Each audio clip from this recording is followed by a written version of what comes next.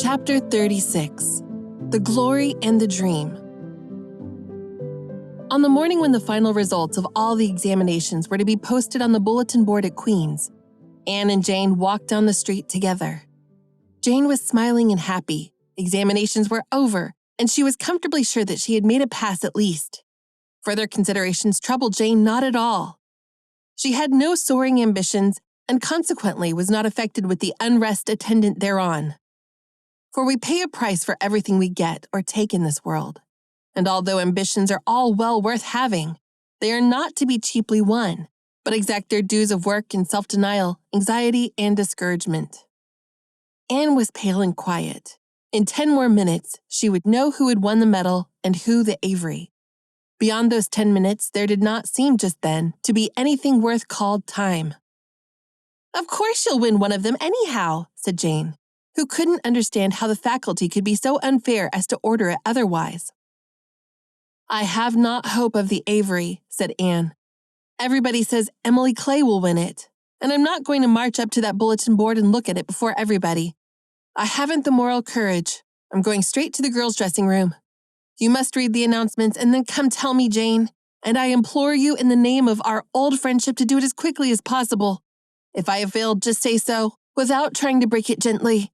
And whatever you do, don't sympathize with me. Promise me this, Jane."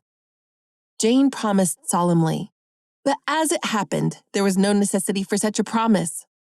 When they went up the entrance steps of Queen's, they found the hall full of boys who were carrying Gilbert Blythe around on their shoulders and yelling at the tops of their voices, "Hurrah for Blythe, medalist!"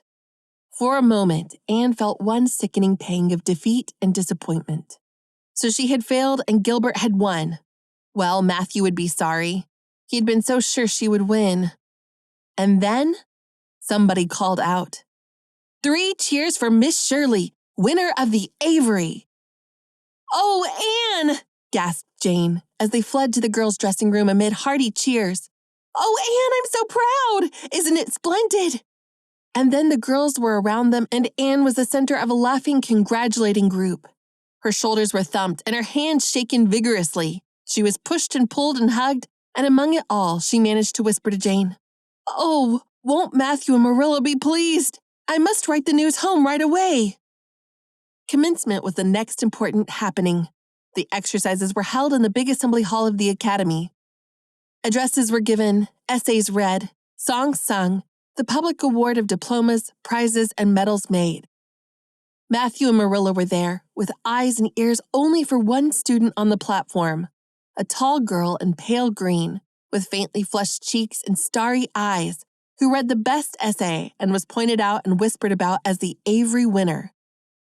"Reckon you're glad we capped her, Marilla," whispered Matthew, speaking for the first time since he had entered the hall, when Anne had finished her essay. "It's not the first time I've been glad," retorted Marilla. "You do like to rub things in, Matthew Cuthbert." Miss Barry, who was sitting behind them, leaned forward and poked Marilla in the back with her parasol. "Aren't you proud of that, Anne girl? I am," she said. Anne went home to Avonlea with Matthew and Marilla that evening. She had not been home since April, and she felt that she could not wait another day. The apple blossoms were out, and the world was fresh and young. Diana was at Green Gables to meet her, in her own white room, where Marilla had set a flowering house rose on the windowsill. Anne looked about her and drew a long breath of happiness. "Oh, Diana, it's so good to be back again. It's so good to see those pointed firs coming out against the pink sky, and that white orchard, and the old Snow Queen. Isn't the breath of the mint delicious? And that tea rose, why, it's a song and a hope and a prayer all in one. And it's good to see you again, Diana." "I thought you liked that Stella Maynard better than me," said Diana reproachfully. "Josie Pye told me you did. Josie said you were infatuated with her." Anne laughed and pelted Diana with the faded June lilies of her bouquet. "Stella Maynard is the dearest girl in the world except one, and you are that one, Diana," she said. "I love you more than ever, and I've so many things to tell you, but just now I feel as if it were joy enough to sit here and look at you. I'm tired, I think. Tired of being studious and ambitious. I mean to spend at least 2 hours tomorrow lying out in the orchard grass thinking of absolutely nothing. You've done splendidly, Anne. I suppose you won't be teaching now that you've won the Avery? No, I'm going to Redmond in September. Doesn't it seem wonderful? I'll have a brand new stock of ambition laid in by that time, after 3 glorious golden months of vacation. Jane and Ruby are going to teach. Isn't it splendid to think we all got through, even to Moody Spurgeon and Josie Pye? The Newbridge trustees have offered Jane their school already, said Diana. Gilbert Blythe is going to teach too. He has to. His father can't afford to send him to college next year after all, so he means to earn his own way through. I expect he'll get the school here if Miss Ames decides to leave. Anne felt a queer little sensation of dismayed surprise. She had not known this. She had expected that Gilbert would be going to Redmond also.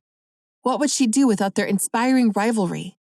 Would not work, even at a coeducational college with a real degree in prospect, be rather flat without her friend the enemy? The next morning at breakfast, it suddenly struck Anne that Matthew was not looking well. Surely he was much grayer than he had been a year before. Marilla, she said hesitatingly when he had gone out. Is Matthew quite well? No, he isn't, said Marilla in a troubled tone. He had some real bad spells with his heart this spring, and he won't spare himself a mite. I've been real worried about him, but he's some better this while back and we've got a good hired man. So I'm hoping he'll kind of rest and pick up. Maybe he will now you're home. You always cheer him up. Anne leaned across the table and took Marilla's face in her hands. You're not looking as well yourself as I'd like to see you, Marilla. You look tired. I'm afraid you've been working too hard. You must take a rest now that I'm home.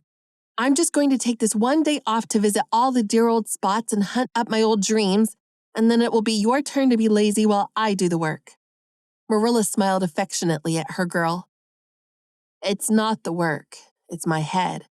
I've got a pain so often now, behind my eyes. Dr. Spencer's been fussing with glasses, but they don't do me any good. There's a distinguished oculist coming to the island the last of June, and the doctor says I must see him. I guess I'll have to. I can't read or sew with any comfort now. Well, Anne, you've done real well at Queen's, I must say. To take first-class license in 1 year and win the Avery Scholarship. Well, Mrs. Lynde says pride goes before a fall, and she doesn't believe in the higher education of women at all. She says it unfits them for women's true sphere. I don't believe a word of it. Speaking of Rachel reminds me, did you hear anything about the Abbey Bank lately, Anne? I heard it was shaky, answered Anne. Why? That is what Rachel said. She was up here one day last week and said there was some talk about it. Matthew felt real worried. All we have saved is in that bank, every penny. I wanted Matthew to put it in the savings bank in the first place, but old Mr. Abbey was a great friend of Father's, and he'd always banked with him. Matthew said any bank with him at the head of it was good enough for anybody. I think he has only been its nominal head for many years, said Anne. He is a very old man. His nephews are really at the head of the institution. Well, when Rachel told us that, I wanted Matthew to draw our money right out. He said he'd think of it. But Mr. Russell told him yesterday that the bank was all right. Anne had her good day in the companionship of the outdoor world. She never forgot that day.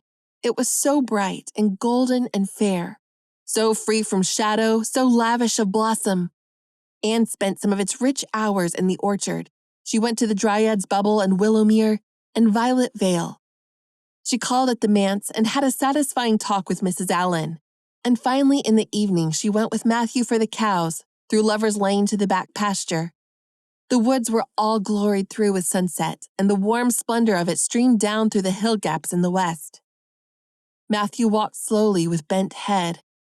Anne, tall and erect, suited her springing step to his. You've been working too hard today, Matthew, she said reproachfully. Why don't you take things easier?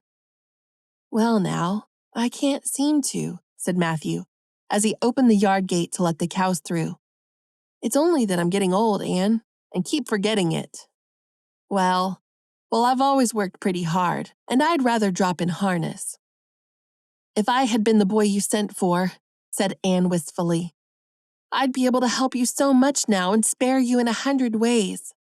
I could find it in my heart to wish I had been just for that. Well now, I'd rather have you than a dozen boys, Anne, said Matthew, patting her hand. Just mind you that, rather than a dozen boys. Well now, I guess it wasn't a boy that took the Avery Scholarship, was it? It was a girl. My girl. My girl that I'm proud of. He smiled his shy smile at her as he went into the yard. Anne took the memory of it with her when she went to her room that night and sat for a long while at her open window, thinking of the past and dreaming of the future. Outside, the Snow Queen was mistily white in the moonshine. The frogs were singing in the marsh beyond the orchard slope. Anne always remembered the silvery, peaceful beauty and fragrant calm of that night. It was the last night before sorrow touched her life. And no life is ever quite the same again when once that cold, sanctifying touch has been laid upon it. This was Chapter 36 of Anne of Green Gables, written by Ella Montgomery, narrated by Rachel Wingerd, produced by Wingerd Media. Please like and subscribe to be notified for coming chapters.